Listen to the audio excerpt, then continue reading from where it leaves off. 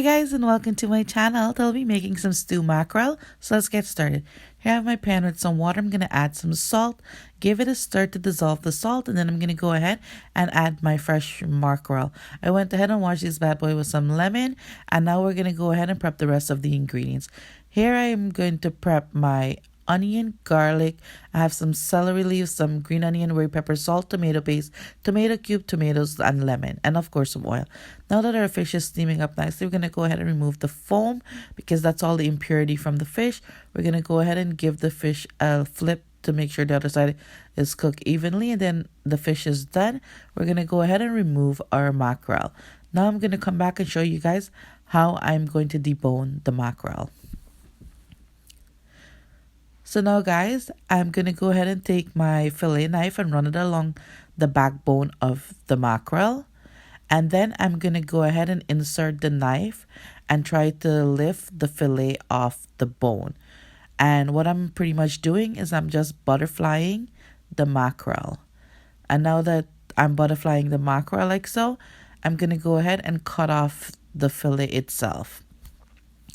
Now, as you can see here, I'm feeling the mackerel, the fillet itself, for bones, fine bones. So now I'm going to go ahead and start removing the fine bones from the fillet itself before I moved on. And as you know, guys, mackerel is a wrong, fat, oily fish. So therefore, it won't have much bones. So just make sure you feel it and you check it.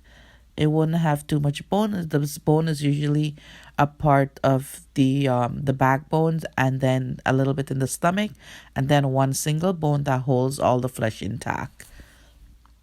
So now go ahead and remove all the bone, guys, and then I'm gonna go ahead and show you the bone that actually keep the fish itself intact.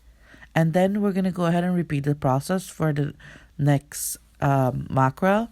And I'll show you guys how much bone we get. We don't get too much bone before we go ahead and stew it. So now, guys, we're going to go ahead and remove the middle bone, or the bone that holds the mackerel all together. And this is the bone, as you can see. And that's all the bone that you'll pretty much get from a mackerel. But now I'm going to remove the fine bones, that usually the backbones that holds in between. So now I'm going to go ahead and remove all of that. And then I'm also going to go ahead, as you can see, those are some fine bones. So you don't want to really give this to kids if you don't remove these fine bones. So we're going to go ahead and remove all these bones. And then we're going to go ahead and set it aside for our stew. But guys, make sure, I'm stressing, just make sure that you clean out all the bones. They're not too much bones, but you still have to check because you never know. When I'm going to stew it, I'm going to show you guys, sometimes you do find bones in your stew, but you can remove it. It's better be safe than sorry. So now I'm going to go ahead and I'm going to repeat the same process for the next mackerel. And then I'm going to show you guys how I'm going to stew it. Guys, don't forget that all the ingredients will be listed in the description box below. So this is all the bones I got, and this is all the flesh from 2 mackerel. So now my oil is heated up. I'm going to add my red pepper, my onion, my scallions, my celery leaves, my garlic, and I'm going to give this bad boy a quick stir and let everything fry up nicely. And then I'm going to go ahead and add my mackerel.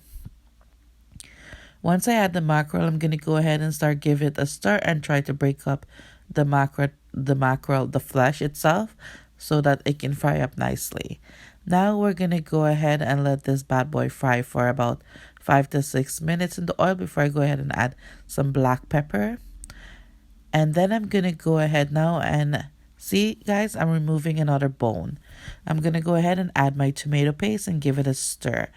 And then I want it a little bit more red, so I'm going to add some more tomato paste and give it another stir and let this bad boy fry up.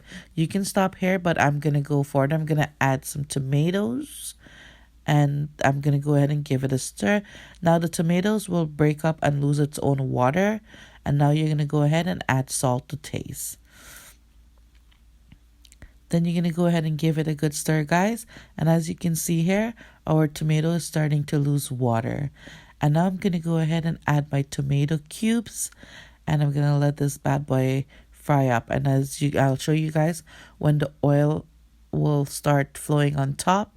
That's when you know that your mackerel is ready for the frying process.